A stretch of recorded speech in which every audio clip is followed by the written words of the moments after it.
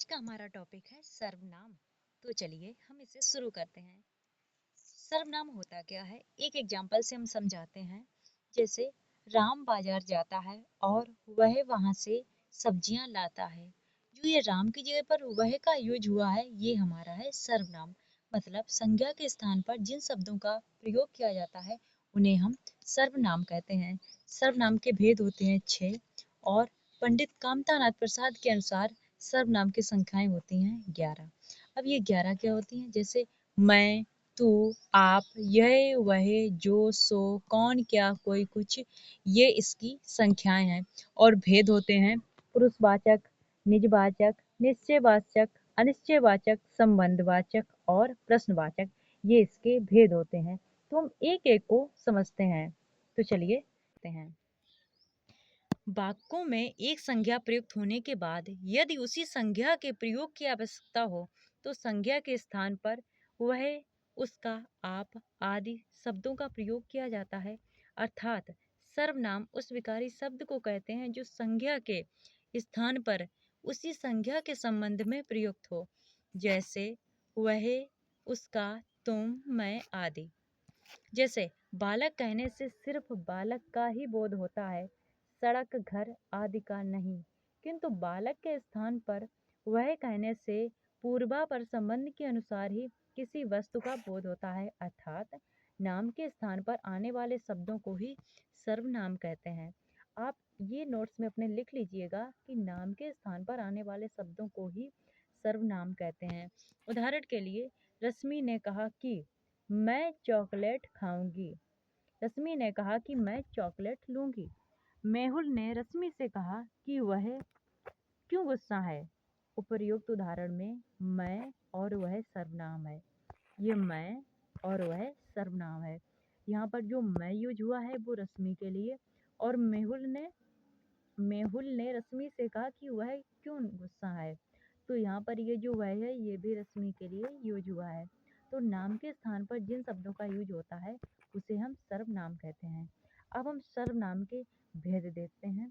सर्वनाम के 6 भेद होते हैं: पुरुषवाचक, निजवाचक, निश्चयवाचक, अनिश्चयवाचक, संबंधवाचक और हमारा 6वां प्रश्नवाचक।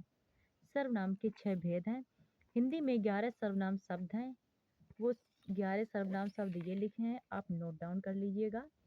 अब हम देखते हैं कि एक एक करके इन पुरुषवाचक, निजवाचक, निश्चयवाचक, अनिश्चयवाचक और संबंधवाचक, प्रश्नवाचक सर्वनामों को हम पढ़ते हैं।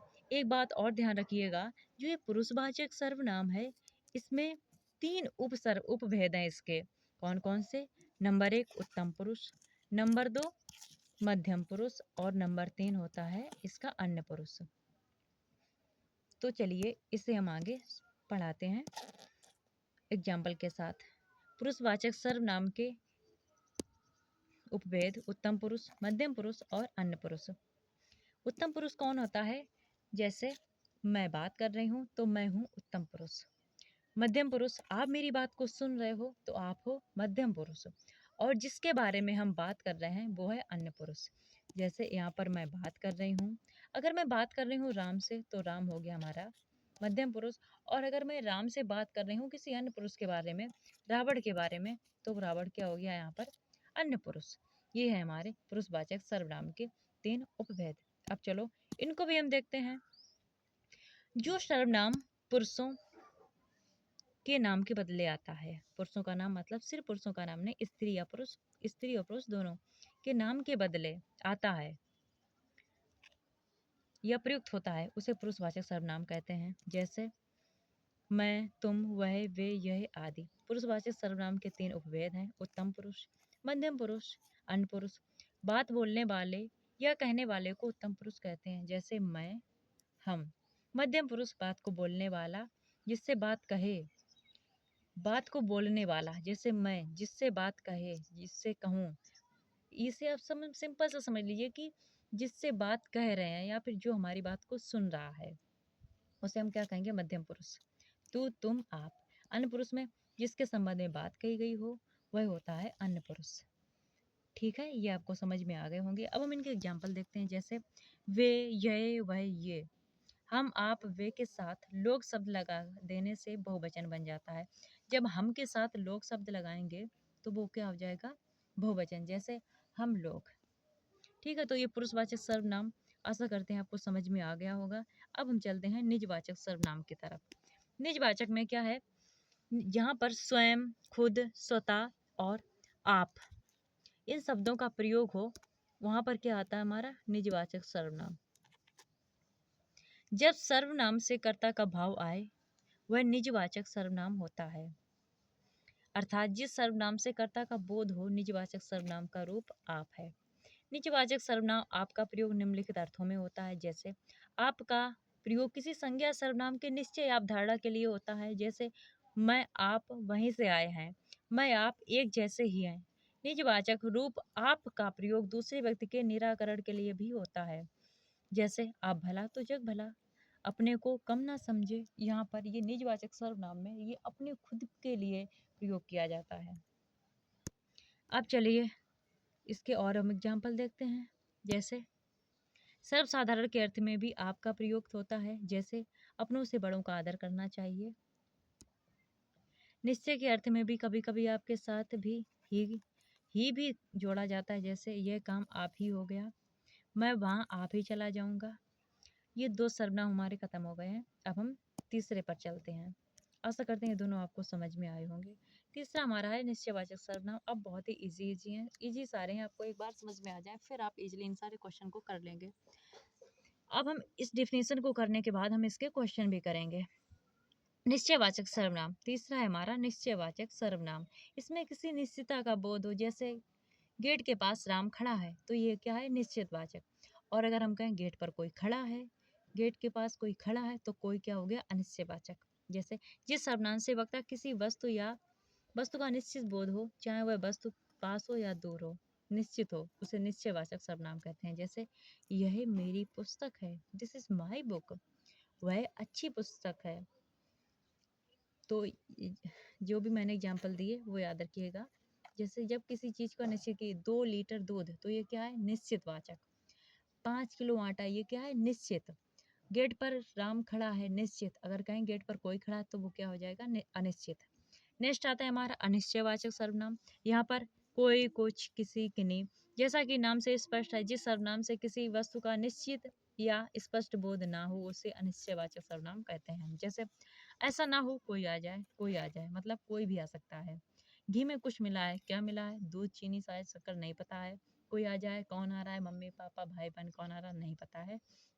तो जहाँ पर किसी भी चीज़ का अनिश्चित हो, जैसे मुझे नहीं पता अभी क्या होने वाला है, तो वहाँ पर क्या होता है हमारा अनिश्चयवाचक सर्वनाम। नेक्स्ट है हमारा संबंधवाचक सर्वनाम। संबंधवाचक सर्वनाम जिस सर्वनाम से दो व्यक्ति या वस्तु के बीच परस्पर एक दूसरे से संबंध स्थापित या प्रकट हो, उसे संबंधवाचक सर्वनाम कहते हैं। जैसे जो बोएगा सो काटेगा, जो भरे करेगा सो भरेगा, जो चाहो सो करो, ये क्या है हमारा संबंधवाचक सर्वनाम। नेक्स्ट चलते हैं हम, लास्ट हमारा रह गया है प्रश्नवाचक सर्वनाम। यहाँ प्रश्नवाचक में कहाँ, कौन, क्या, कैसे, इसमें प्रश्न किया जाता है। प्रश्न करने के लिए जिन सर्वनामों का प्रयोग हो, अर्थात सर्वनाम से प्रश्न का बोध हो, उसे प्रश्नवाचक सर्वनाम कहते हैं। जैसे तुम कहाँ जा रहे हो, यह कौन है, मैं कब गिरा, इसने क्या किया। जब प्रश्न का बोध हो तो वहाँ पर क्या होता है, प्रश्नवाचक सर्वनाम। इसके बाद में एक सर्वनाम और है जिसे हम कहते हैं संयुक्त सर्वनाम। संयुक्त सर्वनाम रूस के हिंदी व्याकरण विद्वान हैं डॉक्टर डीमसिल्स ने एक अन्य सर्वनाम संयुक्त सर्वनाम का उल्लेख किया। सर्वनाम के सभी भेदों से इसकी भिन्नता इसलिए है क्योंकि उनमें एक से अधिक शब्द होते हैं। संयुक्त सर्वनाम स्वतंत्र रूप से संज्ञा शब्दों के साथ प्रयुक्त होता है। जैसे संयुक्त सर्वनाम को पृथक श्रेणी का सर्वनाम माना जाता है जब दो सर्वनाम एक साथ मिलकर आते हैं। जैसे सब कोई, जो कोई, कुछ ना कुछ, कुछ कुछ, कोई कोई, कुछ भी, कुछ एक। जब हम ऐसे चीज़ें बोलते हैं तो यहाँ पर क्या होता है, संयुक्त सर्वनाम। आशा करते हैं आपको ये सब समझ में आया होगा। अब हम चलते हैं क्वेश्चन की तरफ। सबसे पहले क्वेश्चन हमारा है, किस समूह में सभी सर्वनाम प्रश्नवाचक हैं। ध्यान रखिएगा हमने वही क्वेश्चन लिए हैं जो विगत परीक्षाओं में पूछे गए हैं। सबसे पहले क्वेश्चन करते हैं हम,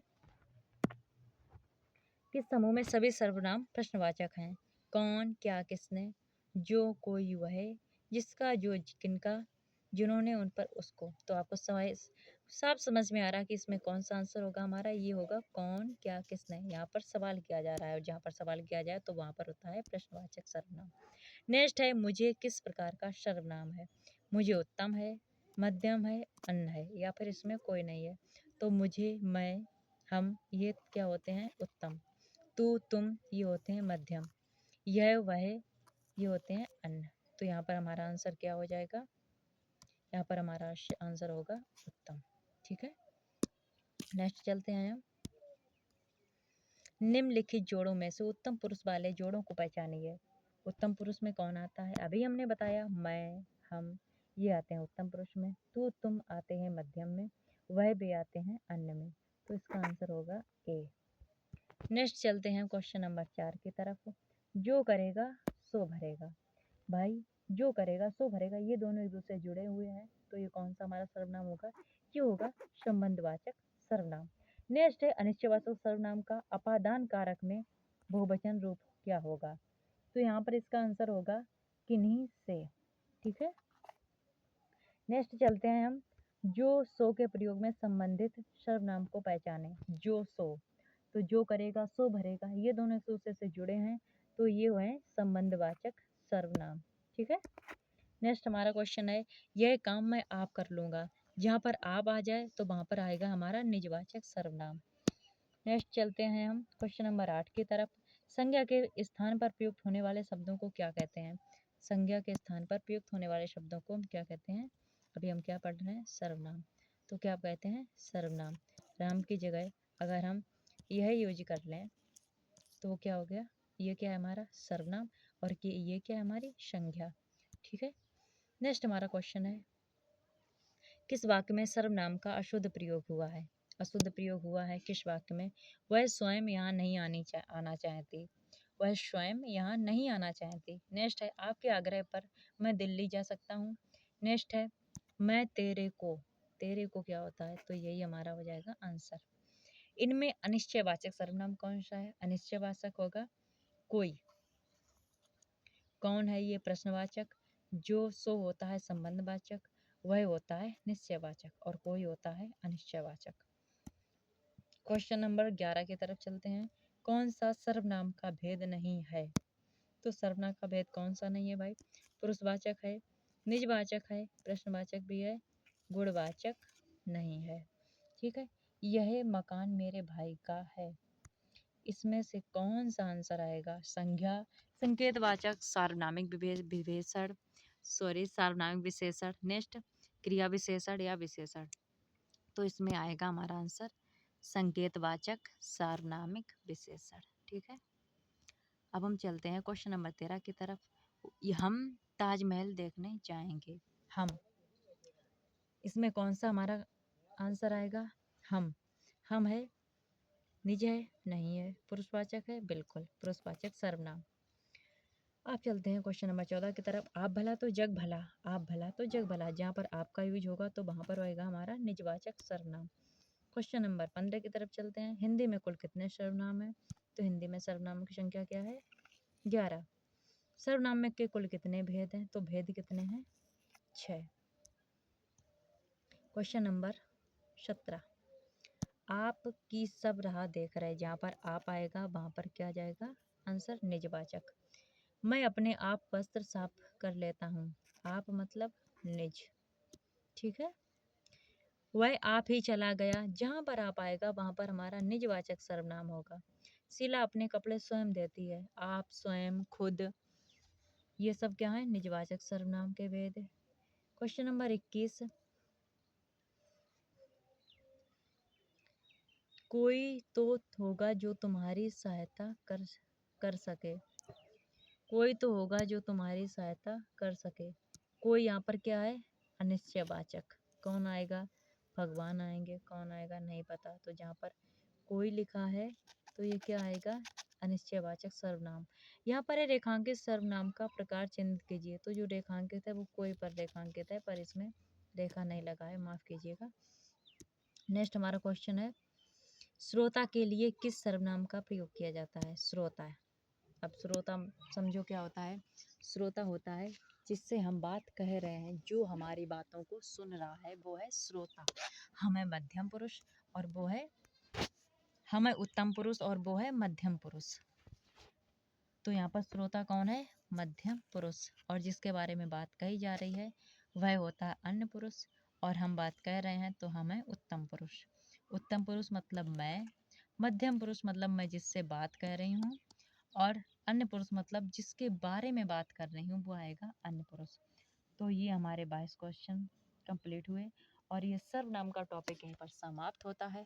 आशा करते हैं ये क्वेश्चन आपको समझ में आए होंगे और इनकी डिफिनेशन भी आपको इजीली समझ में आ गई होगी। एक दो बार इन्हें रिवाइज करिएगा, फिर आपको सर्वनाम का कोई भी क्वेश्चन आपके सामने आएगा आप उसका इजीली आंसर दे पाएंगे। अब मिलते हैं आपसे नेक्स्ट टॉपिक में, नेक्स्ट वीडियो में। तब तक के लिए बाय बाय। अपना ख्याल रखिएगा, अपने घर वालों का ख्याल रखिएगा और पढ़ते रहिएगा। बाय बाय, धन्यवाद।